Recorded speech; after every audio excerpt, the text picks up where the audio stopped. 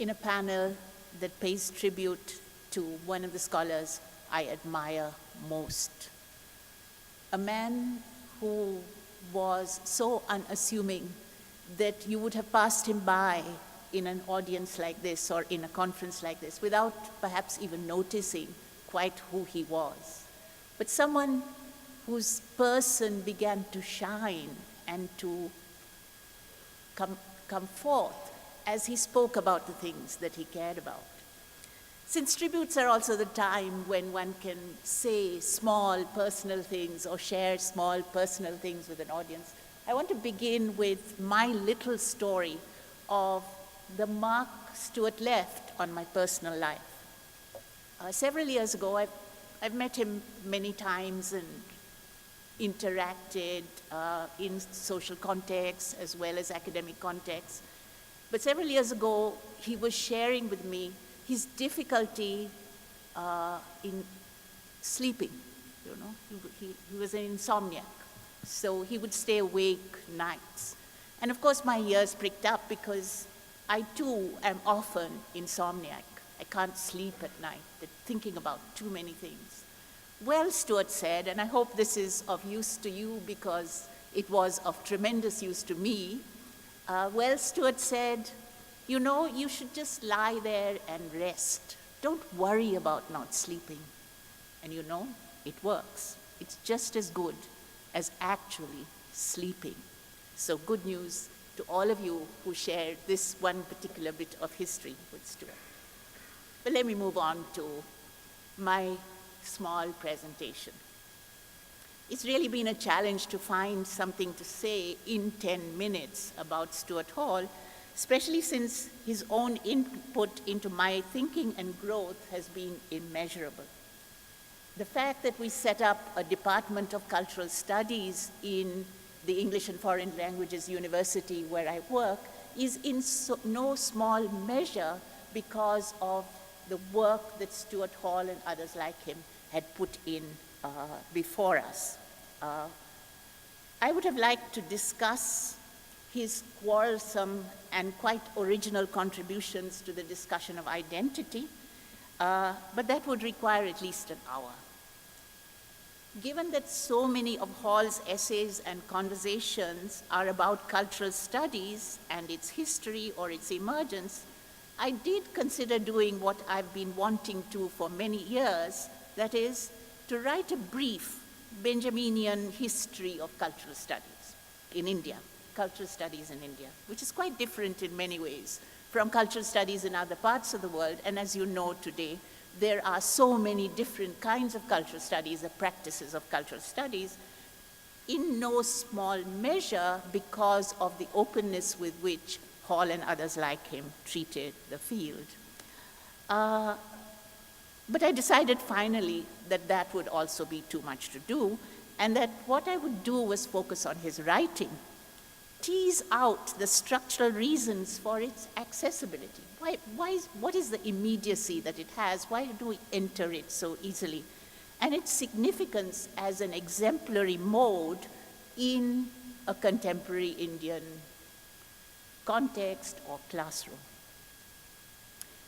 Let me begin by saying that what I like most about Stuart Hall writing, and I think I speak here also for the young people in my classrooms that have read his work in their courses. Stuart Hall is not a French theorist. It's not that I have no use for French theory. Like many of you, I've cut my teeth, my intellectual teeth, on the great French theorists, and I consider myself really fortunate to have been a contemporary of some of the great thinkers of the last century. I mean, there are moments in intellectual life that are very special, and I think the last 3 decades of the last century were moments like that, not least because of these French theorists. But Hall was not a French theorist. There's something that sets Hall's writing apart from the other great philosophers of our time, those who have discussed the big questions of power, knowledge, speech, writing, and so on. And what is more, that something is of particular value for us here in India at this moment in our history. Hall's distinction, I would say, lies in the fact that he is able, and it's an ability so original and significant that he clearly worked hard at developing it. He's able to present his ideas as grounded in a history, a geography, and a complexly constituted social formation. Hall doesn't speak to the world from a nowhere position. We know where he's coming from. In other words, the issues that he takes up and the analyses that he offers come across as inextricable from the conjuncture which gives rise to them. It's a new kind of knowledge that he works with. What he shares with the reader, therefore, is not just the analysis, not just his analysis, but the conjuncture in its entirety. That's not all. Hall is always present there in his writing, in a full-bodied, as against merely formal way. He's there in the first person, the I, the I who doesn't sleep at night, for instance. A subject making sense of the world and talking with both allies and interlocutors as he does so. Reminiscence and autobiography find a place, but significantly restored as history. This is a subject in the making, not a subject formed, subject there already, a subject in the making, and one in active dialogue with the reader. Such writing offers descriptions, analyses, theoretical formulations, but always also drawing attention to the author as engaged in debate and as involved in making something new. This is not an author who is laying out or explaining his ideas. It is one whose subjectivity is itself in the making. As a practice, such writing which insists on taking into account contexts and subjects, is exemplary for the groups newly coming into the public sphere in India and making a claim on national life. If the students in my classes felt an affinity with Hall's work, it is largely because his style encourages them, by example, to bring their own worlds, their own contemporary experiences into the discussion as the setting for an argument or theoretical reflection. It endorses their own lives and their own moments. His writing provides a model for how experience can form the basis for rigorous analysis and for conceptualization. It endorses the idea of a specific location and a point of view from which theory emerges, which is, again, quite distinct from the French theorists. Not many of us know much about Derrida's personal life, for instance. I could ask around, maybe 5 sentences will come out of this audience. In a now well-known summing up of the work of the Birmingham Center, Hall himself points to this aspect of cultural studies, which he implicitly contrasts the Birmingham model of cultural studies, as it were, with what happens in the disciplinary format of cultural studies as it has emerged in other parts of the world. Hall writes, "There is no doubt in my mind that in Birmingham, we were trying to find an institutional practice in cultural studies that might produce organic intellectuals. We did not know previously what that would mean in the context of Britain in the 1970s, and we were not sure we would recognize him or her if we managed to produce this organic intellectual." All the same, despite the irony with which he speaks about it, it was a practice, let me remind you once again with the phrase that he has made so famous, a practice without guarantees, and the organic intellectual was where they were headed in their practice in cultural studies.